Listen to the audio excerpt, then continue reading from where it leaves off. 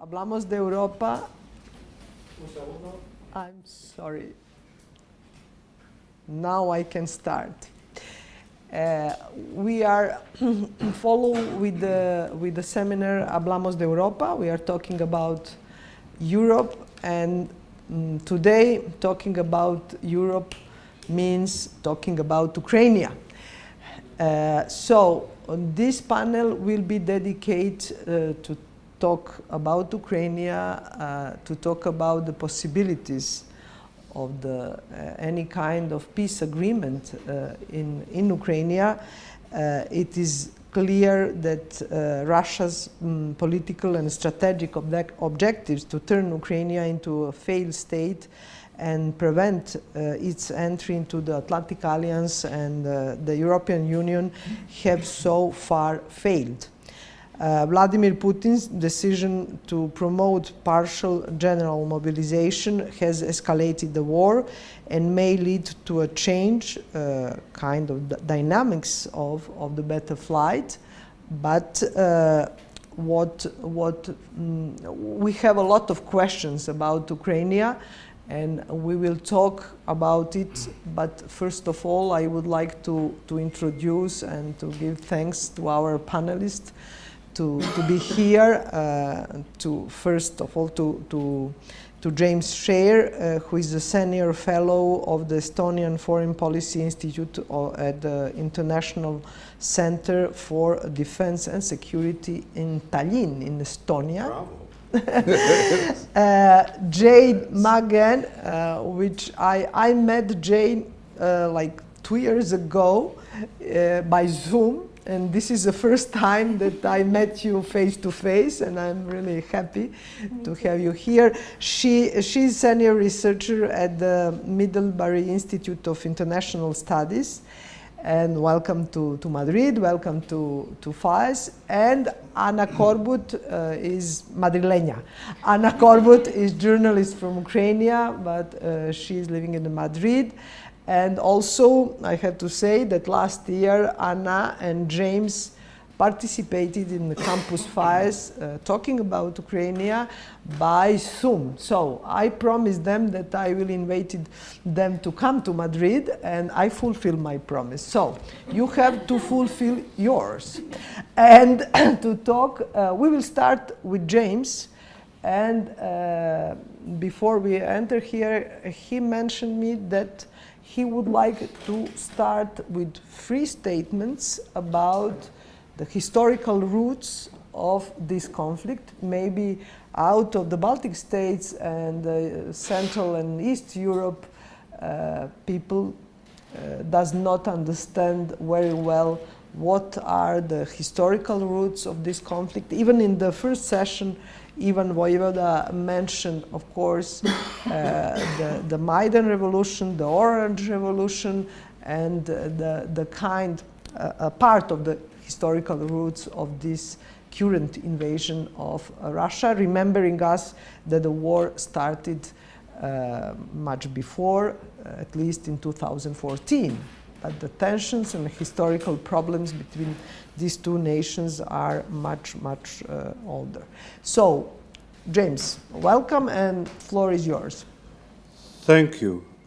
Mila, it's an honor to be back talking to your distinguished circle of, some of your distinguished circle in Madrid, and also to find myself in the company of at least 2 additional friends here. In fact, only one of my 3 points is historical. I am just, as you know, I'm just back from Ukraine, and I was privileged to have a brief, meaningful exchange with President Zelensky, but we don't need to talk about it, but there's current things too. The main point I want to make about history is that history matters. If you read or caught sight of Putin's article about the Ukrainian and Russian people, you know that history certainly matters to him. It matters. There is something very peculiar and distinctive about Russian imperialism. It's not distinctive for being an imperialism. We have known many imperialisms. What's distinctive to Russian imperialism, I think it's distinctive, is that it has been, its strongest manifestation is the incorporation of the identity of other people into Russia's own identity, and thereby obliterating the legitimacy of this other identity. Many years ago, I was in a room with young Ukrainian and Moldovan students on the border between the two parts of Moldova, and we were discussing Ukraine, and this man, a so-called liberal who was then head of the Institute of Europe in Moscow, in response to something, thundered across the room, "You have to understand that Ukraine is fundamental to my identity as a Russian." Now, this is difficult for others to understand. This is a war about many things, but mainly about identity. It is often being discussed in the United States, in Europe, as if it's about something else, about territory, about NATO. It's not. The fact that has been deeply perplexing and has caused offense and outrage in Russia is that despite the multiple complex relationship between Ukrainian and Russian history, Ukraine also has a history of its own. What we now think of as Ukraine is at least as much the product of the Polish-Lithuanian inheritance as it is of the Russian inheritance, not just in Western Ukraine. It was the Lithuanians who expelled the Tatar Mongols from the territory that we now call Ukraine. Not Russians, who weren't even there. When Russia began this process called the gathering of Russian lands, when the process was officially over, it hadn't even encroached upon the territory of what we now call Ukraine, just the northern part of Chernihiv Oblast, which is in the northern part of the country. For most of the history of medieval Rus, Russia centered on Moscow, which came to be known for centuries as Moscovia, and Muscovy was not there.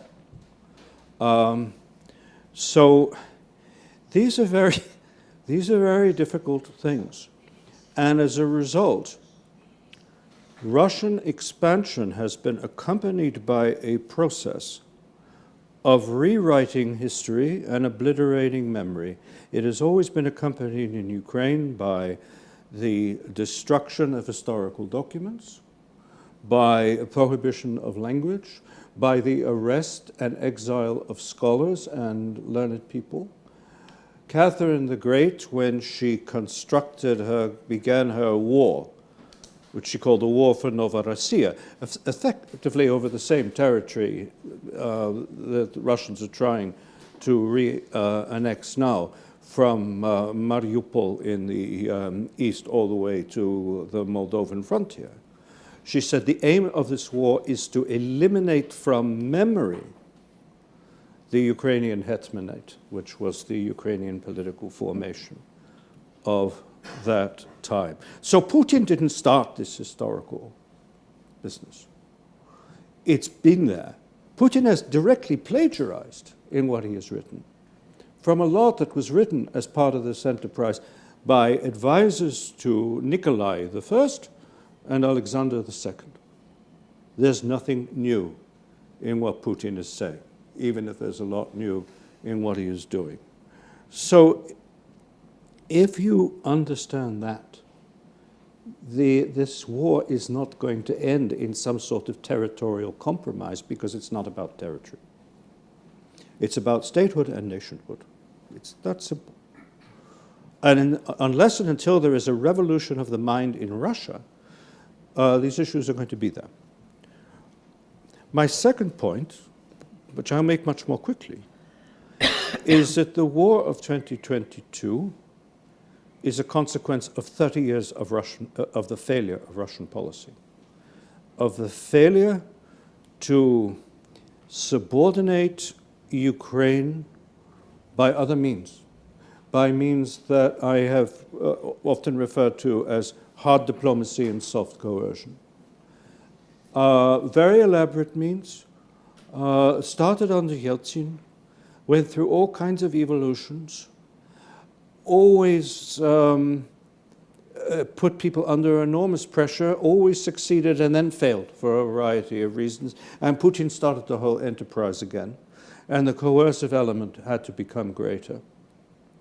And finally, by the way, in November 1913, I was one of very few people who warned that if Yanukovych loses power, watch Crimea. Russia will move into Crimea. And you know at the time, just to remind everyone where we are in our own historical memory, back then, even some of the toughest, most anti-Russian people I knew in political structures, intelligence circles said, oh, that's very far removed from reality, what you are talking about. Okay, so even then in 2014, consequence of failure, and has now led to this. And we don't have time to discuss all the, the sequence of steps, the perceptions, the misperceptions, not just on the Russian side, misperceptions that still exist inside the White House, inside Joseph Biden's head, not just inside Putin's head, about what this is really about, what is possible, what is not, what to do, what not to do. So that is my second point. And as to the third, which in a sense looks forward, I could just repeat what I think I said in 2014. Vladimir Putin is determined either to control Ukraine or wreck it. It's not just him, it's what I call the collective Putin. It's all these elites who, and people, large numbers of people and a large part of the elite who share this mindset.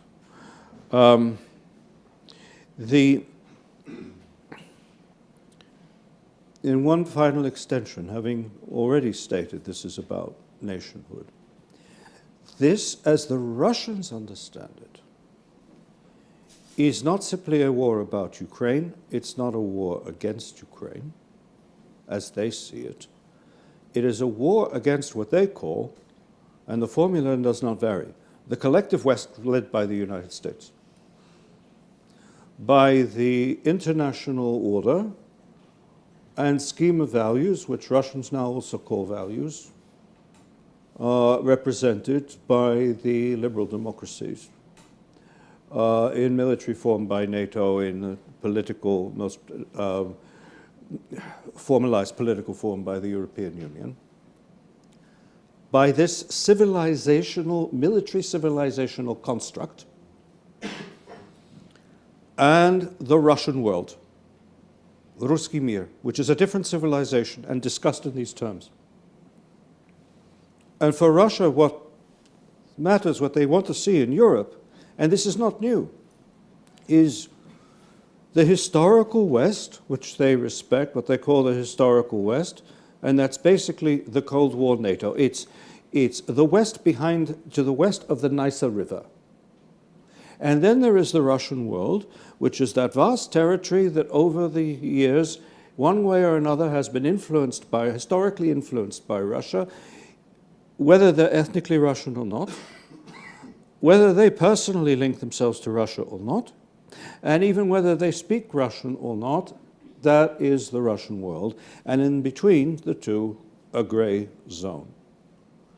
And if you look at Russia's draft treaties that they submitted to us, to NATO, and then also to Ukraine, in December 2022, a lot of people said, this is preposterous. Are they mad? Well, maybe both. But they have been saying this for one way or another for 30 years. So this is not just a war about Ukraine and against Ukraine. The Russians say it themselves, documented in a number of ways, and we are going to see it soon. Moscow is counting on the fact that when we are in the midst of winter and we can no longer afford energy bills and people are freezing, that we will pressure our governments to stop the war.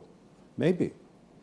But something else is also likely to happen, that for the first time people, not in Central and Eastern Europe, but in Western Europe will understand these people would be perfectly happy if we all froze to death.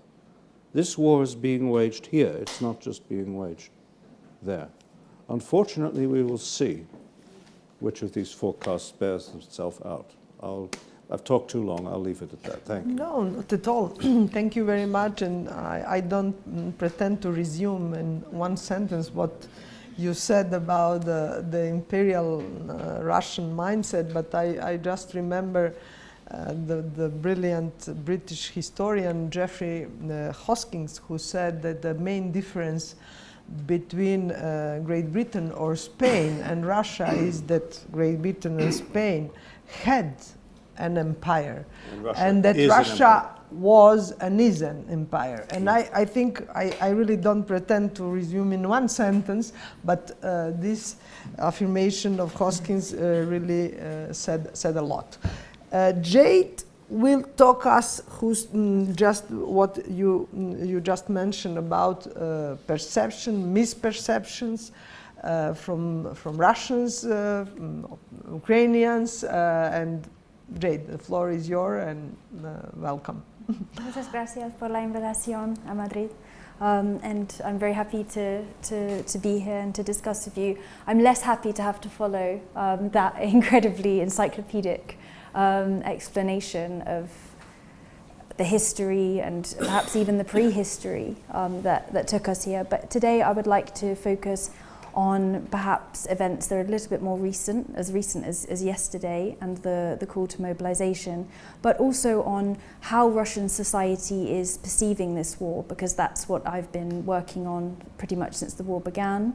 And well, actually since 2014 in one way or another, but in particular since the full-blown invasion began, and on a book that I submitted last Tuesday, which looks at why Russians support the war and what does support mean. So let me speak a little bit about that, and let's start with the news about the mobilization. So clearly, ever since the successful counteroffensive in Kharkiv Oblast, in Kharkiv region, Russia has been militarily on the back foot, and Putin has been under increasing pressure from the so-called party of war. So people such as the head of the National Guard, Viktor Zolotov, somehow Dmitry Medvedev, who's had this amazing transformation from technocratic sort of bureaucrat into sort of rhetorical genocidaire almost overnight, and also the Alexei Turchak, the head of United Russia. They're sort of the three stalwarts of this anti-Russia, of this pro-war party, and they're seen as being responsible for the decision by Putin to announce a partial mobilization. That's seen as a compromise to them and to the pressure that he's under. However, it also smacks clearly of desperation, of a man who refuses to admit, and perhaps has absolutely no connection to, perhaps refused to admit isn't the correct term, has no real connection to the reality on the ground, and has banked everything on Ukraine not being a real country, on Ukrainians just being controlled by the Anglo-Saxons or the collective West led by the United States, as the formula goes. And that they will quickly crumble, and they clearly haven't, and nor has the West crumbled so far. And we've all just heard the warnings there. But what's interesting about this fudge is how much it actually places Putin in, I don't want to say danger, I think that would be an overstatement, but it causes some problems within society, because now, there are difficulties with looking at polls in Russia in such an authoritarian society, but the most recent poll, taken almost on the eve of the call for mobilization, was that 80% of Russians were against the call for mobilization. Now that's weirdly a similar number that support the war, So this isn't necessarily an anti-war statement, but it is an anti-having to fight that war or be killed in that war statement. And of course, they're quite distinct elements. But while the party of war that I just mentioned may support all of the mythology around Russians and Ukrainians as one nation, Ukraine as a country that doesn't exist, Ukraine as a country that is run by banderovцы or Nazis or Nazi collaborators, they may have some sympathy and resonance within public opinion, but public doesn't largely see this as an existential war in the same way the regime does. The regime, having fully conflated themselves with the country of Russia, sees this as fully existential. And to be fair, it may very well be existential for them, for the Kremlin. But people do not quite see the war as existential. And what's more, the entire socio-political construct of Russia is set up around not allowing people political agency. So last night, as well as the arrests of people who were protesting mobilization, we also saw the arrest of people who just came out to almost gloat and to support the war. And if we think back to the the pro-war rally in March, we saw as well there people were bussed in. They were just apparatchiks or budjetniki, so people who are essentially dependent on the state for their salary. And it's not that there aren't genuine supporters of the war, of course there are, but they are much less easy to control in the same way that perhaps a spin doctor in a Western political party might choose to have party workers rather than the general public, because who knows what the general public are going to say or get up to. They're just less malleable. And so in going for active mobilization rather than continuing to rely on the sort of very lucrative bonuses and very high, sometimes 7 to 9 times the regional average salaries to lure people in,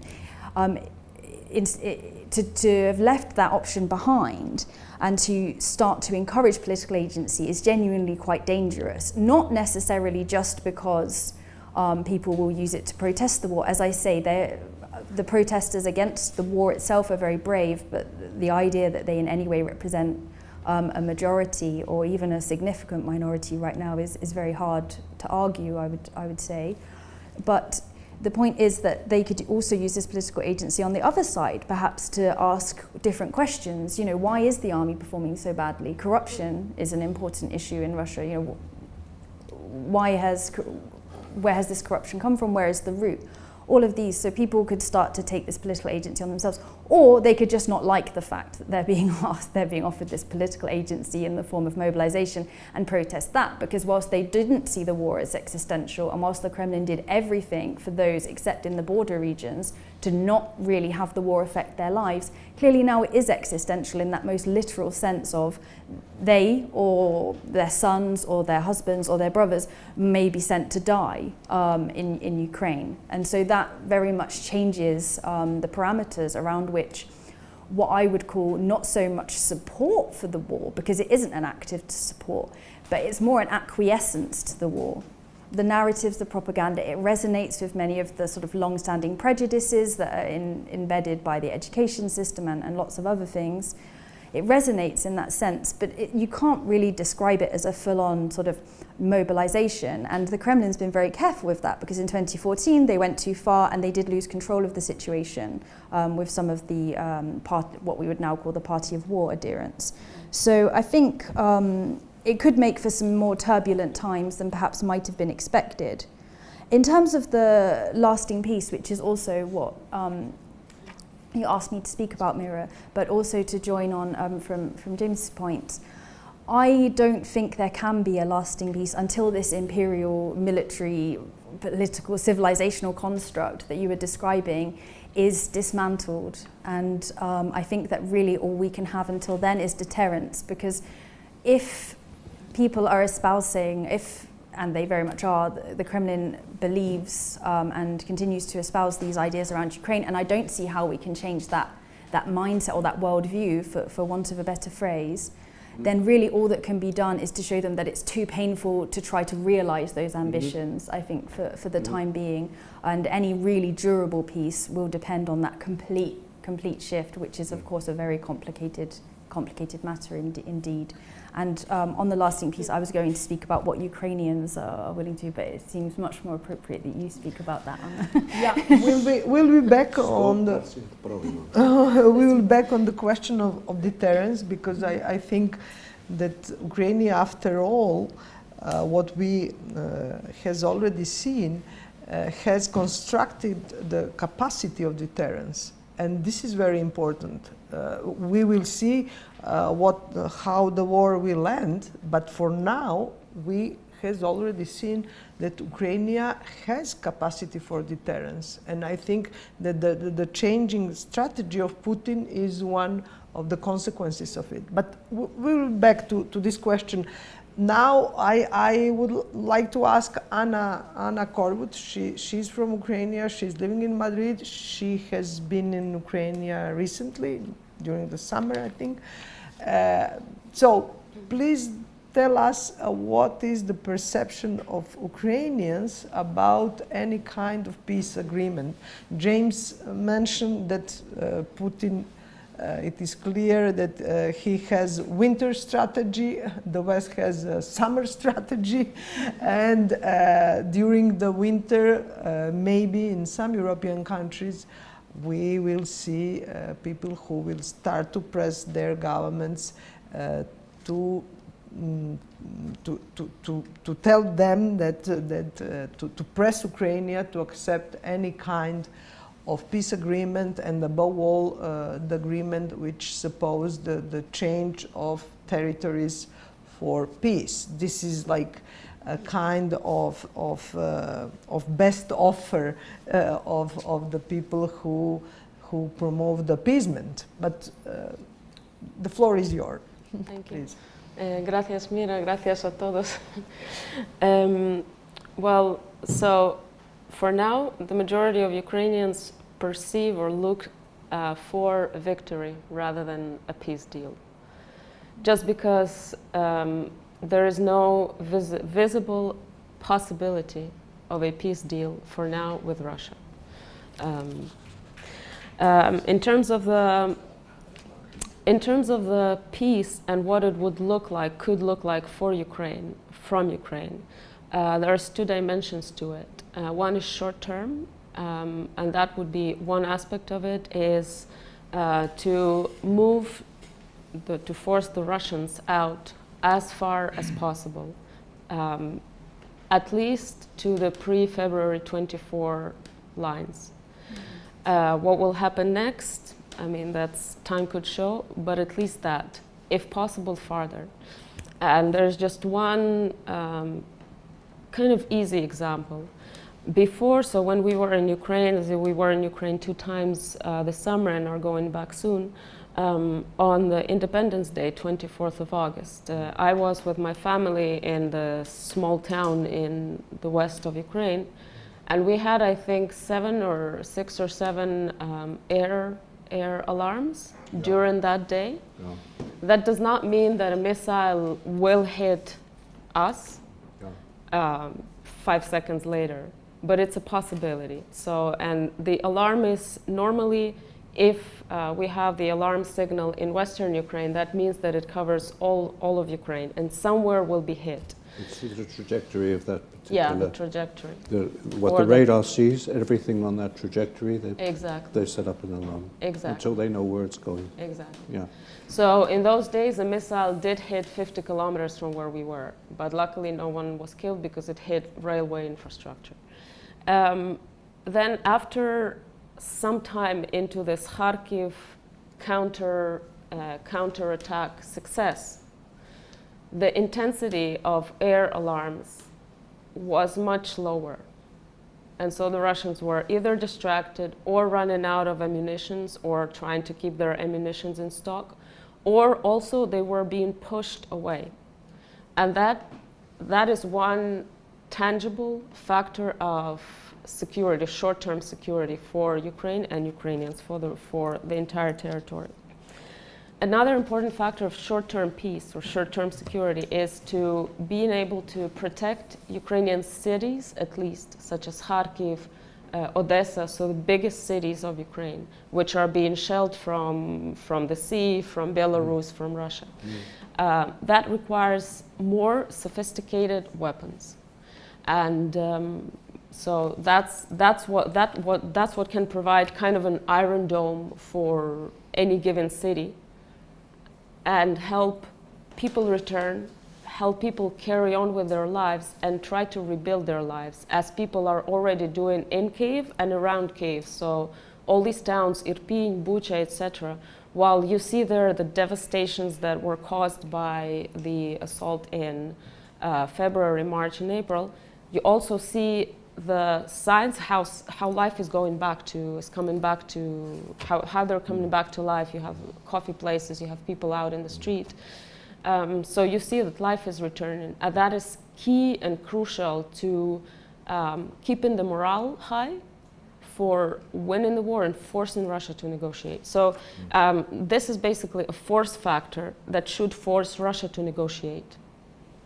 At one point, I guess we will have to negotiate, but it should be done from the perspective of Ukraine's force rather than from the perspective of Russia's force. One important point that I would like to make here is that from the US through Europe, we hear that from policymakers, but also from just speakers, that the war will last. And so we're mentally preparing ourselves and the audiences we speak to to the war that will last. What we would like to hear is that we will provide as much support as possible in order to make your counterattacks, your defense, more efficient, more speedy, and more painful to Russia, so that the war lasts as little as possible. Because it's good to be prepared for the war to last, but the longer the war lasts, the more it undermines Ukraine's economy, the lives of people, the more Ukrainians it kills, and Ukrainians are not unlimited. May I make a footnote? Everything that, most of what you read about how the Kharkiv offensive has changed everything, how the Russians cannot carry on like this is very much contradicted by what the Ukrainian military leadership believes and says. And what I heard last week, they are very realistic about how long this could last. Very clear in their own minds, Russia is not finished. This was before the mobilization, that there is much more they can do, that they are far from exhausting their manpower, they are far from exhausting their munitions, except in certain key categories where they are. The gains are very, very significant.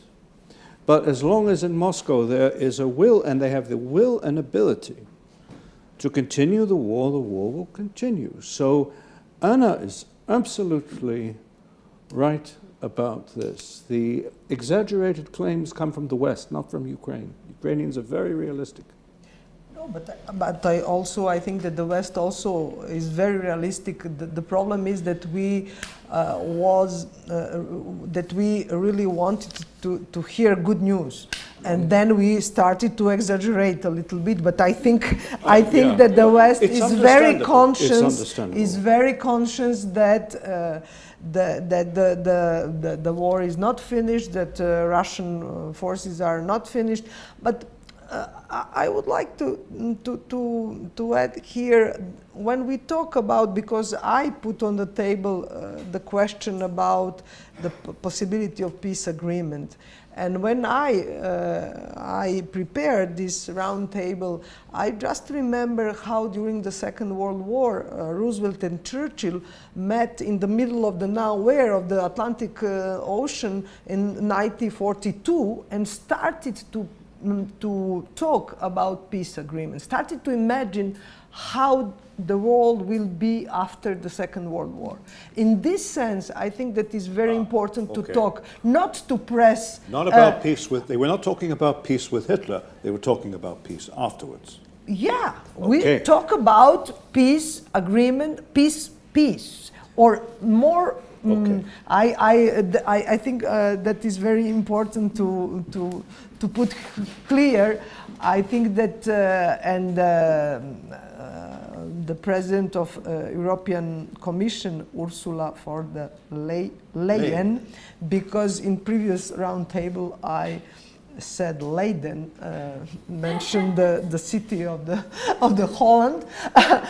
She said, as the Joe Biden, that we will support Ukraine whatever it takes. I think that the West will not press Ukraine even with increasing energy prices.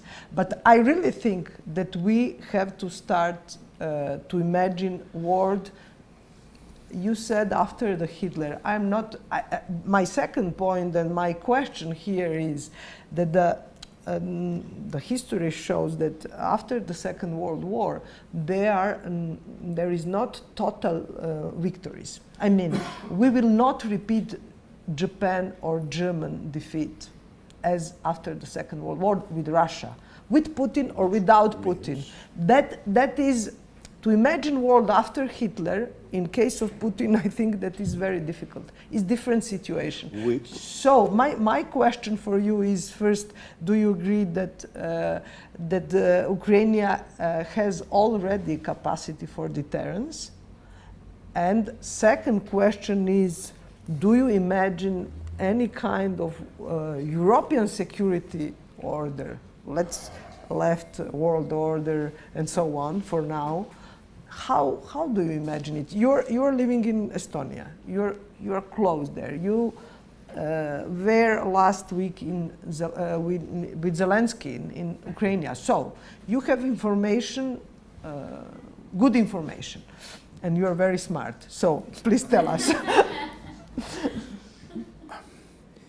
If the West needs to do two things as long as it takes, if they really mean to support Ukraine as long as it takes.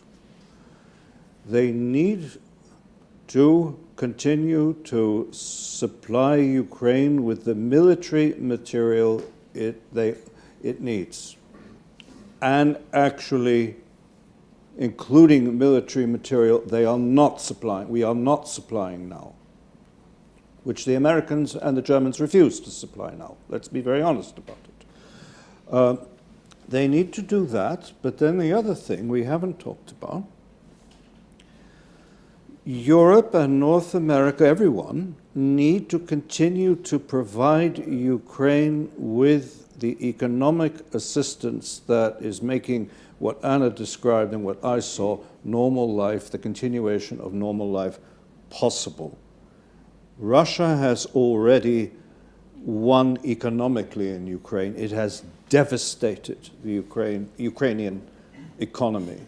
It has destroyed two of its principal ports for export. The infrastructure bills and the damage, incalculable. The West is economically, and the IMF, keeping Ukraine economically alive. Now, if at a certain point this stops happening, what I see is not that Ukrainians rushing out to surrender or anything like that, but the structures of authority we take for granted in the country, the order we take for granted in the country, this will fragment and collapse, and we will end up having a war of insurgencies and partisan warfare, because if we fail to do this, there will be ruin and wreckage. And it's what Russians occasionally believe will happen. If they are strong enough, the collective West will collapse. They will lose the will and ability to continue to fight us, and then we've won. And Putin would even destroy Russia to bring that about. That's how obsessed. I'm not sure they see the destruction of Russia as... No, but next meeting of International Monetary Fund will be dedicated from 10 to 14 October, will be dedicated to economic help to Ukraine. And many analysts said that it's possible that Ukraine can win military war, but can lost economic war, because here we have at least 2-3 wars. One is military conventional, the second one is economic war between the collective West, Ukraine and Russia, and then of course we have a war of narratives, but this is the third one at least. So I just, before I ask Jade something, please, do you agree with it? That I agree. I won't add more, because if I had all sorts of footnotes in my mind when both Jade and Anna were talking and saying things I agree with, and I realize if I mention any of those, I'll start talking for 40 minutes, and I don't want to. So why don't you ask your questions now to Jade and to Anna, and I will practice being quiet. Okay, you promise? I promise. Okay. Jade, you talk about the perception of Russian public opinion and the support or this ambiguous, at least, attitude toward the war. I completely agree with you that rejecting the mobilization does not mean rejecting the war, because, but do you think, because I think that we in the West, we have a kind of wishful thinking that there is silent opposition to Putin. No. Can you say us about, in your opinion, you promised that you will be silent? I didn't say I wouldn't nod my head. You have privileged position from Tallinn, but you promised it. Nod my head. Jade. Yeah, I completely agree. There is a lot of wishful thinking, particularly in foreign ministries. I think less so maybe in ministries of defence, but particularly in foreign ministries. And I think in part as well, this is about the myths that the West tells itself, and the way that, the West likes to see itself as, sort of bringing democracy, and that, once Putin's gone, all of these young kind of, liberal Democrats will come to power. But it's worth remembering that the liberal Democrats in Russia are essentially a fascist party. So, do we all mean the same thing by liberal Democrats? And I don't think we do. And I spent a lot of time with doing field work with the young supporters in the region, so outside of Moscow and St. Petersburg, which are of course in no way representative of the entire country. I spent a lot of time doing field work with Navalny's supporters during his presidential his very much thwarted presidential campaign. And I have to say that these are not pro-Western people. They often quite anti-Western, though for fair enough reasons, because they're exorcised by the corruption that they feel the West has facilitated. They're certainly not pro-Ukrainian, and so I think they may be democratic to the extent that they want their candidate to be able to run, but the idea that these people would be in any way committed to liberal democracy is tenuous at best, and these are people who are literally the young oppositionists. So those who aren't, those who weren't part of that movement, presumably do not offer much, do not inspire much confidence either. I also think, James has spoken wonderfully about sort of the narratives, but the narrative of the 1990s is also an important beast in Russia in terms of its power. Putin has done a wonderful, and not just Putin, many of, because it isn't just Putin. There are lots of other sort of people who've been spreading this narrative. That the 1990s was something that was imposed on Russia by the West, that it was this humiliation, geopolitical and economic. And one thing that I find the media's done very well is fuse this sense of personal humiliation that many people did have. The 1990s was a very not particularly fun decade for many, and of course not only in Russia. But they fused that sense of personal humiliation with a broader geopolitical humiliation, with discussions around what happened in Yugoslavia and NATO involvement, and it's all become very intertwined. Mm-hmm. And I think that that's something that that the West will have to reckon with as well is the memories of the 1990s and the extent to which they've been blamed on the West and on democracy itself as an idea.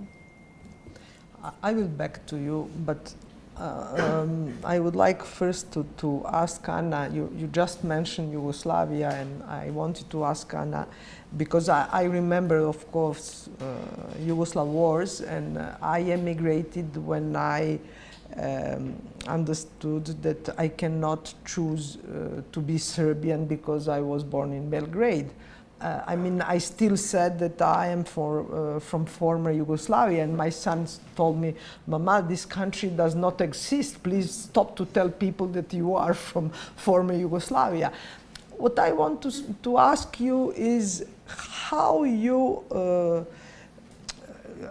after we had wars in Bosnia, in Croatia, we still have many injuries in our memory, in relationships, and so on. How today you can say I'm Ukrainian or I'm Russian? I mean, it's from my experience in Yugoslav wars, and for me it was very, very difficult. For that I emigrated. Even who is much more mixed person than I about his origin, I think that he had more or less the same problem. So can you tell us, it's a very difficult question, I think, from my point of view, but can you tell us how people try to identify themselves, and even if people identify themselves as Russians, are enemies automatically in Ukraine? Because there were people who identified themselves as Russians, as people in Baltic states or another parts. This is the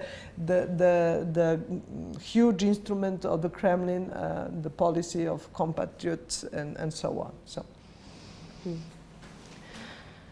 Your own opinion, yeah? It's just... So, yeah, for me, I don't know, identifying as Ukrainian, I've never had a problem with it, and I don't have a problem with it now. Just because I think that I'm willing to recognize Ukraine's both mistakes and victories and successes, and take responsibility for them as Ukrainian and reflect on them as Ukrainian. So whatever Ukraine did wrong in the 90s, because everybody, like, it's a, as was mentioned, in Russia, it's like the 90s is seen as a collective trauma that was partly imposed, well, fully imposed. Ukraine underwent the same economic problems, and I remember not having like new winter shoes to wear and wearing my grandmother's winter shoes to school, but I never blamed the West for it. So we had oligarchs, we had our problems, we had our problems with identities, our polarization, our different cultural contexts, and I think that, yeah, we have to deal with it as a nation. With some help, with recommendations maybe from the West, with experience, using experience also from our experts look at Latin America, at Asian countries, at the world, to look for solutions. The process is not easy. It's not always smooth. But as long as you're willing to reflect and seek solutions rather than blame others, I think that's fine. In terms of identifying the Russians, for the Russians from Russia, I think, at least I don't have mental or physical energy to do mental therapy for them. I think it's their task. Yeah, it's a quote from a Ukrainian, someone from Ukraine, but their mental therapy is for them to do. Otherwise, they will never recover from the real social sickness that they have now, the majority of society.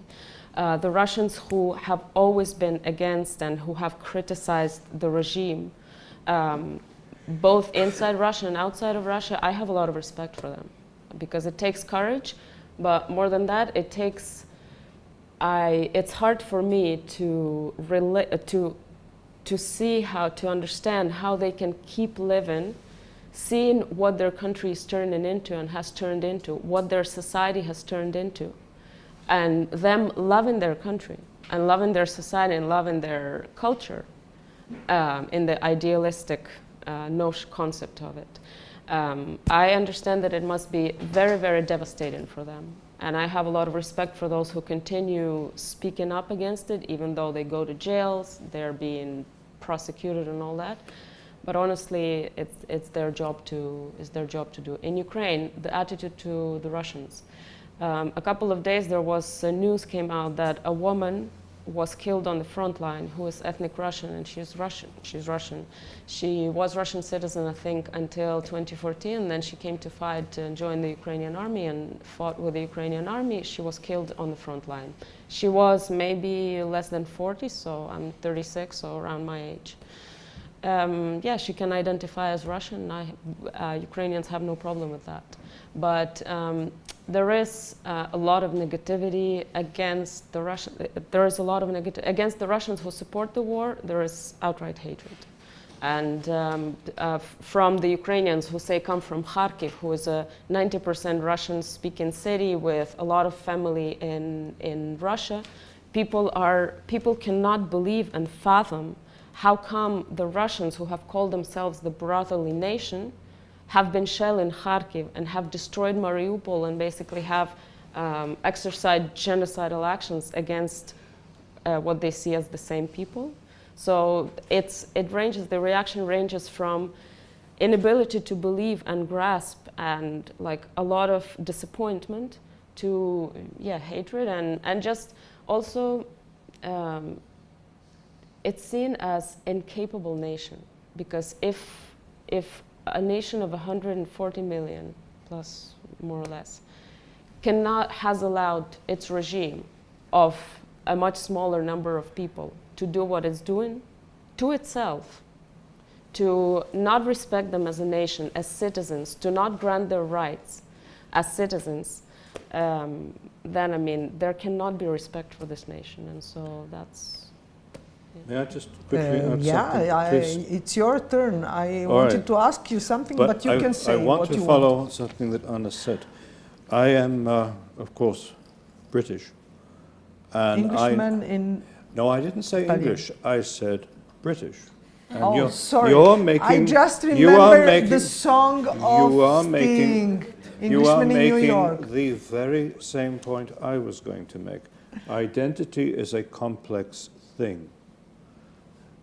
Anyone who is a Scot will be very irritated with you if you call him English. Scots have never been English. Are you Scottish? But half the Scottish population, more than half, firmly see themselves as British. British is not ethnic. But we also can see from the referendum about today, half the Scottish people do not define themselves as British. They define themselves simply as Scottish. Now, this is not a problem unique to Britain. It's not a problem unique to Ukraine. In 1994, when there was no experience of a Ukrainian independent state, there were some major opinion polls, and a plurality of residents described their identity not as Ukrainian, not as Russian, but as Soviet. Sovietskie люди, right? There has never been a single opinion poll at any time from that year till 2014 that showed in any part of juridical Ukraine, at any point, a majority who either wish to see the Ukrainian state break up, who wish to join Russia, or who wish to have a totally independent status. There was strong support for federalism, different types of autonomy, and so on, with people completely differing about what that meant. But support for Ukrainian statehood has been consistently a majority view, even in eastern Ukraine. I personally have given, before 2014, 3 lectures in Donetsk National University, all in the Russian language. Conversation completely normal, not antagonistic, not pro-Russian, not very different from what I would have heard in Kiev, all in the Russian language. All those people are now living in unoccupied Ukraine. Almost everyone from that university left. About 1.7 million people, the educated ones, the most qualified, the youngest, they left the areas that were occupied. The Jewish community of Donetsk, an old community, they left in 48 hours. They knew what this was about. They were out. So, you know, what you have left there now is will be a very disturbing post-war reality. You're talking about peace. Let's imagine Putin, et cetera, disappears. And then you have, and they withdraw the heads of all their gangster organizations back to Russia. The people you are going to be left with in Donetsk and Luhansk oblasts, this is a major problem. These people have been traumatized and re-traumatized, brainwashed and re-brainwashed several times. That, you know, is really going to involve economic assistance, good politics, therapy, local democracy, lots of therapy. Anyhow, I won't get into all of this, but the Russians are very good in all their conflicts at securing lose-lose outcomes. They damage themselves and they damage other people. And even if they leave you with wreckage. Okay, Sorry. No, you're welcome. No, but let's talk about. I will back with this question to you, but I would like to hear opinion of all of you, and started with Jade, because the last news is that Vladimir Putin signed the general partial mobilization. Partial. I think that since the start of the Ukrainian conflict, since 2014, Putin shows that he knows to economize military power, in sense that he annexated Crimea without the war. Then Russia supported pro-Russians in Donbass and Lugansk. Then he promoted a special military operation. Now is partial general mobilization, and he still has the opportunity to put general mobilization, and in the end maybe nuclear arms, whatever. No, but this is a kind of economization of power, military power, and it is clear that this new partial general mobilization does not mean that Russia will win the war, but I think that could change dynamics of war, and maybe change a strategy of Ukraine. You're expert in security and defense, and you will respond to this question. But first of all, I would like to hear the ladies. Ladies first now. Jade, please. I think that it's difficult right now to assess what impact this partial mobilization, which could very well end up being mobilization by stealth, to assess exactly the impact it will have, because there are a few factors here. One of them is, one of the laws to prepare people for mobilization was that their contracts would be extended indefinitely or until partial mobilization ends. And they were already suffering from low morale. They were expecting to be able to leave soon, cash in their checks. Now they're not going to be able to. That's one aspect. The second aspect is that the governors have been given a lot of power. The regional governors have been given an awful lot of power in terms of the process of organizing the mobilization. And that's going to leave it very open to corruption. I mean, it would be open to corruption anyway, but it's especially going to leave it open to corruption, which again, it destroys morale. There's already evidence of even within the sort of last 24 hours of the new people called up being sent out without the training that they're supposed to receive. So again, we've got this underpreparedness of the Russians in terms of the actual soldiers who are sent there. And then finally, it's going to exacerbate the sort of some of the class and racial tensions that already exist, because anybody who's rich enough can and you have to be very rich indeed these days to afford a flight to Yerevan from Moscow, but because the price rises have been such, but they can afford to either flee or to buy the sort of pieces of paper that will get you out of the mobilization, whereas people in poor people in Buryatia are not going to be able to do that. So I don't entirely understand how it does solve some of the clear problems with the Russian army has faced. That said, I'm not a defense and security expert, so I genuinely would be very interested in hearing other views, but these are just some of the problems that I see that don't appear to me to be solved, and in some ways appear to me to be exacerbated by the mobilization call, or partial mobilization. Just briefly, I mean, the opinion in Ukraine is that this will help Russia keep the front line, but it will be difficult to offer any quality offensive or new offensive and like new quality of action, because the quality of the manpower is not enough, and the quality of the weapons, ammunition is not improving either. However, yeah, more Ukrainians will be killed, so it's always a.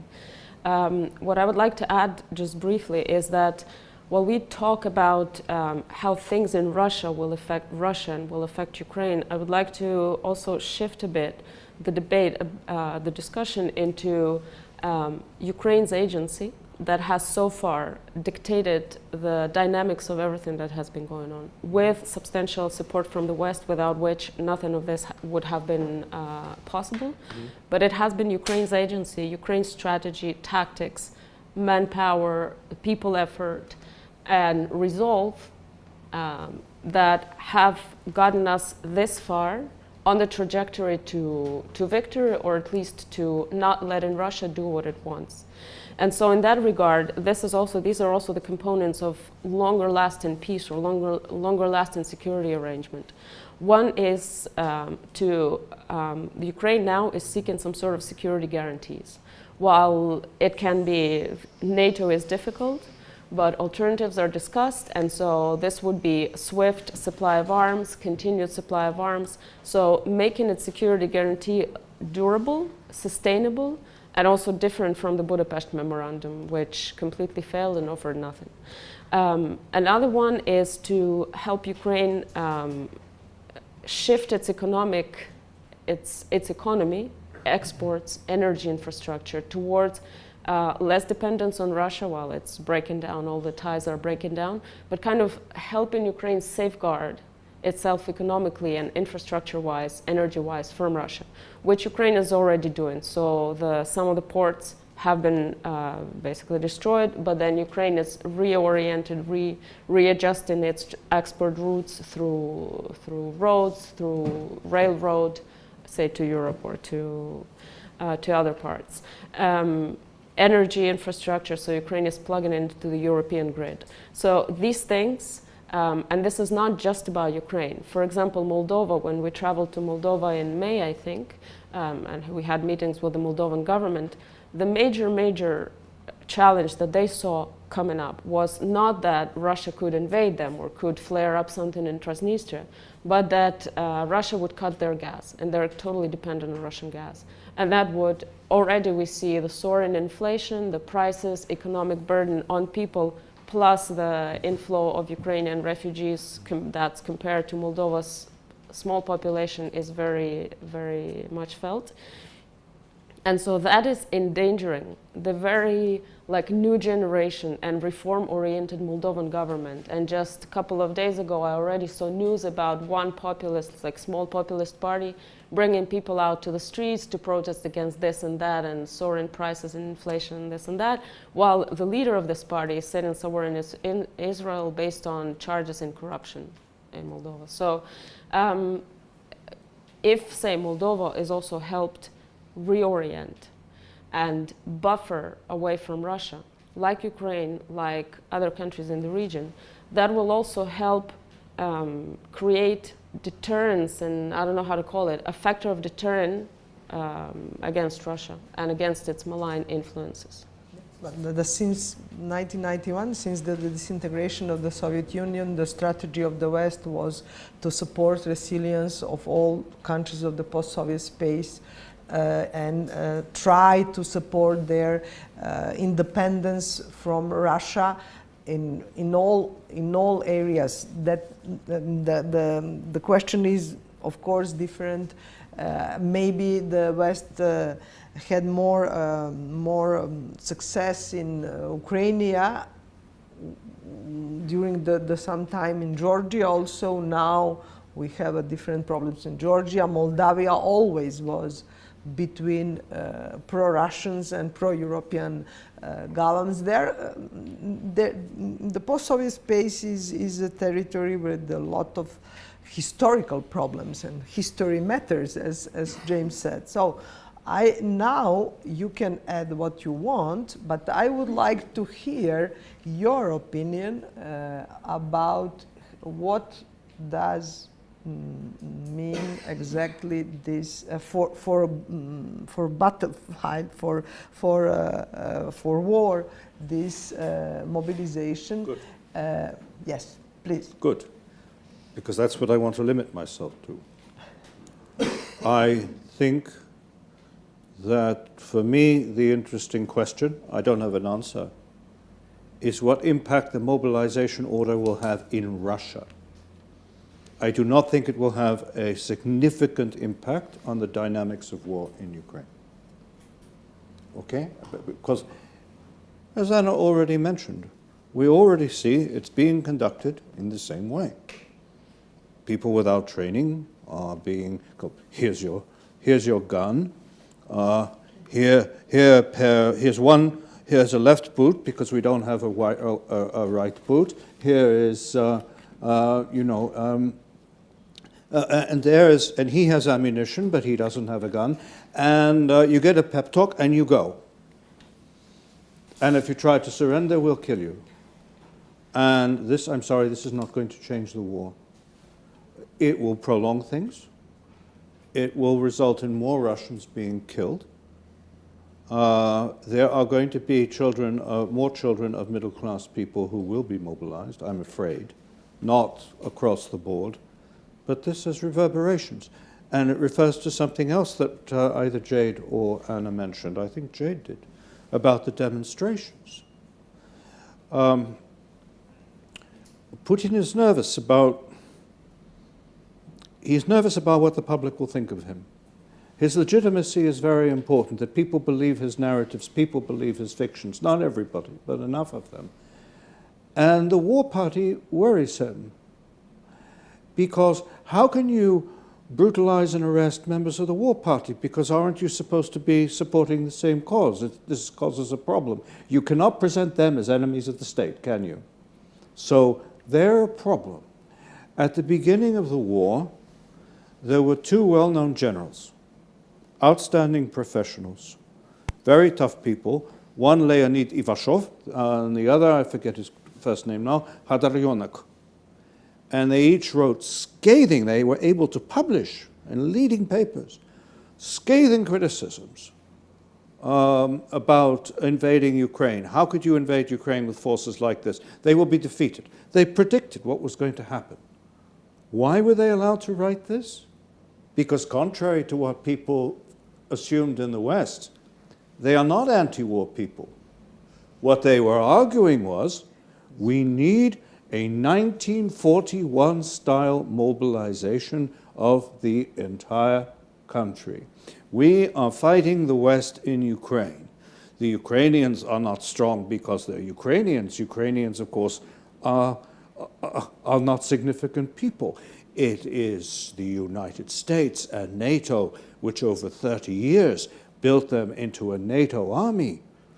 This is why they talk about denazification. This is not Ukraine anymore. And so they were arguing that.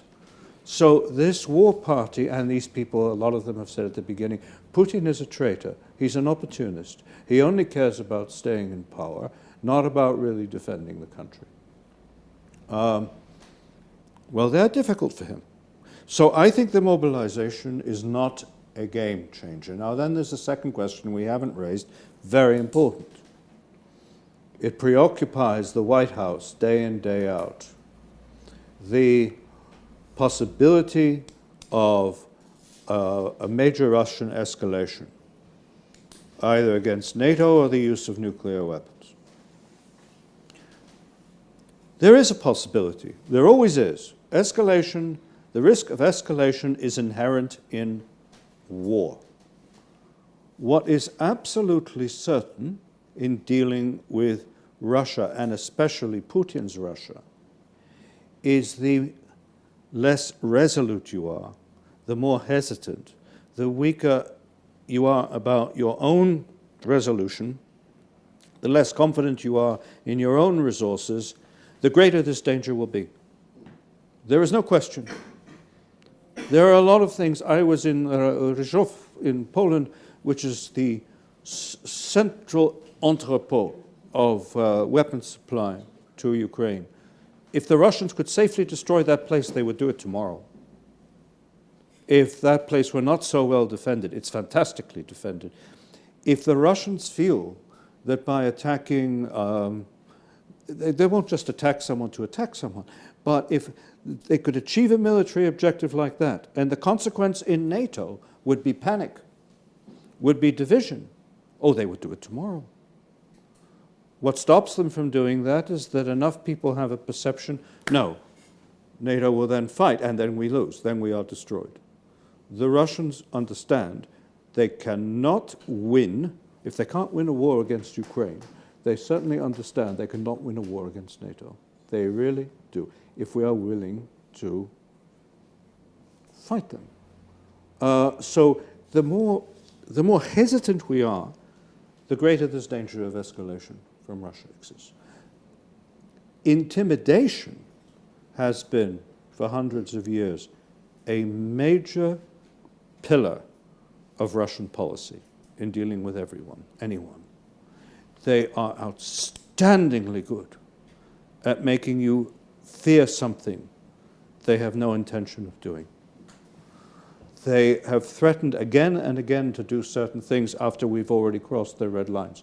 We've crossed them several times. They've said, if you supply weapons to Ukraine, we regard you as belligerents in the war, and we have a right to attack you. Well, we've been supplying weapons to Ukraine now for 7 months. So where is the Russian attack? I am waiting for it. Anyway. Please don't wait for it. The problem, unfortunately, is there are people I won't name, very powerful people in the West, who are really impressed by these threats, and who want this war to end in a negotiated compromise, which will not be a compromise and will not end it. My Ukrainian friend now, see, it's not just your name I briefly forgot, an old Ukrainian friend, Hannah Shelest, said recently, it's a Ukrainian axiom, we are not afraid that Ukrainians will stop fighting. We are afraid that the West will make us stop fighting. Well, I'm afraid of that too. So there we are. This, what you just said, fit what Javier Zarzalejos said during the first panel. Who said this? Javier Zarzalejos, the director of FAES Foundation and member of European Parliament. He said that the West should not have fear to win. Yes, I wrote a paper called "The Fear of Victory." It's about. Oh, so I didn't. I want to send you that, and please, I want to send you something else. Please. Please, we have like 10 minutes more, and these 10 minutes. I know that anybody today have a ball crystal and have ability to read the future, but I would like to ask you not about the long peace agreement, we put clear it, but maybe this kind of question about future is about Russia. The history shows that Russians do not like losers. Even the last protests are much more because Russia is losing the war than because they are against the war. For example, the Russian-Japanese War of 94-95 changed the absolute monarchy into parliament monarchy. The First World War produced the Russian Revolution. The Afghan War of 78-88 produced, or at least influenced the collapse of the Soviet Union. So it is a little bit like in literature. Tuberculosis produced Magic Mountain. Pest produced Decameron. What will produce Ukrainian war for Russia in historical terms? And let's left now literature and art. I mean, all big issues sometimes have big consequences. In Russian history, it is clear that, and this is one of the reasons why Putin tried to win the war, and of course try to conserve his regime and this small circle of oligarchs who supported him. So, how you see Russia? What could happen? A lot of things could happen, but I think, look, it's pretty difficult right now to feel optimistic about what will happen inside Russia. And I appreciate there aren't many people left who are fond of Russia, and I understand completely why. But I think I do have still a deep-seated fondness for the country. You know, I've sort of fell in love with it through literature, and I wish it could be something better. I can't really see how it could be something much worse right now. I suppose my hope lies in the fact that as James pointed out, that this is about identity. This isn't about the fact that Ukraine doesn't exist or have a viable identity. This is about the fact that there's clearly a deep-seated fear about Russian identity and what that can be, and essentially it depends on Ukraine to justify this imperial vision of what Russia is, right? In Putin's view. But I don't believe that nations are some essentialist thing. I think the nations are constructed. So at some point, Russia could reconstruct the nation that it is around something positive. Now, the evidence that they're going to do that, I have to admit, is very slim, but it's a possibility, at least a theoretical one. So that's all I've got for the silver lining, to be honest with you, Mira. Okay, Anna, the question is more or less the same about Ukraine. Ukraine has already demonstrated that it is a nation. It is all the West are admiring Ukraine. Ukraine is a state. This is a state building of nation. But I would like to ask about Zelensky. In sense that Winston Churchill won Second World War and then lost elections. Zelensky now has huge support, is clearly hero, leader, whatever you want. But how do you see his future? I mean, does he really has sufficient support? Because I've read that, for example, the most radical parts, nationalist parties, really press him to be more aggressive or about war. I don't know if it is clear, it is true or not, because there is a lot of disinformation. So, if you can tell us something about it, that will be great. Well, we can go back to that question, say in spring, after the winter, with probably missile attacks on infrastructure, no heat and no water, no electricity, and let's see how we deal with that in Ukraine. In terms of Zelensky, I think he has made history.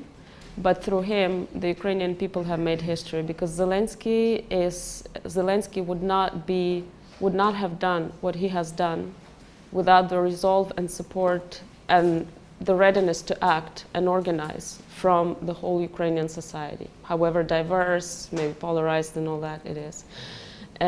If there is peace, if the war ends, if Ukraine remains at least within its territorial borders of before February 2024, there will be a lot of economic pressure, and economic pressure always leads to mounting frustration, populism, and all that.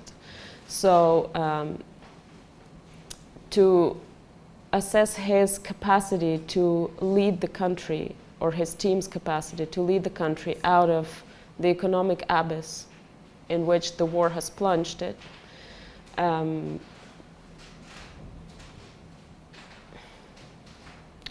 not 100% convinced. Although I must say that my impression is that in this situation they have stood up to the challenge, and they have acted as true patriots of their country, something that many people do not expect of him and his team. But they have stood up to the challenge, and they deserve all the respect for this. It's just that, to manage the economy after war would be difficult, and they have managed to rally the economic support from the West for Ukraine, which is an enormous feat.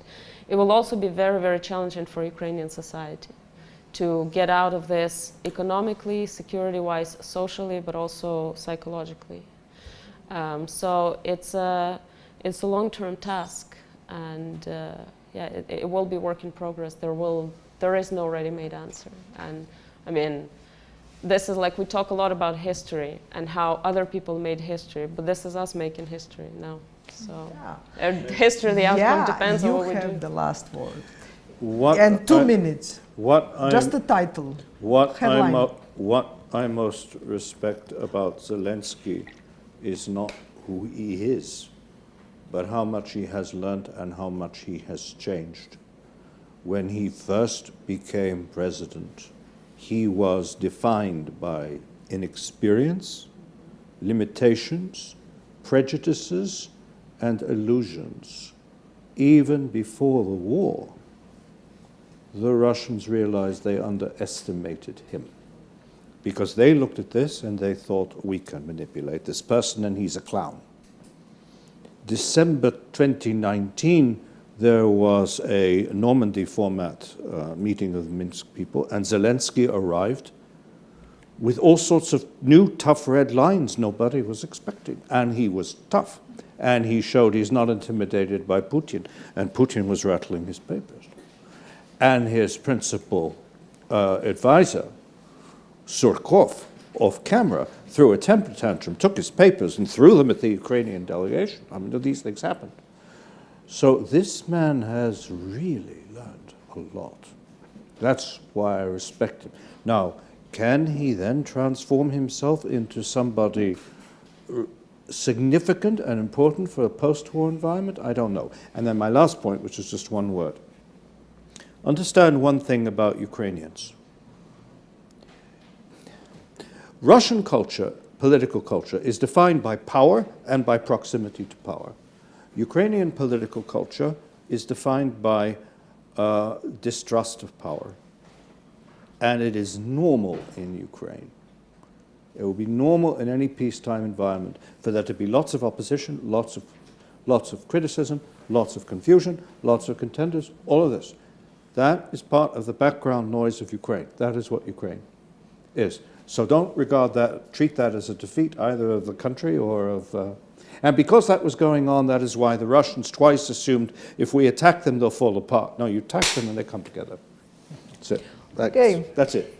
Thank you very much. We we don't have more time to talk about, but we will continue to talk about Ukraine this afternoon during the lunch, tomorrow, I hope. and so on. So thank you very much to be here, and you deserve more than applause, as I said, and as I used to say. Thank you for listening and for your patience. Thank you very much.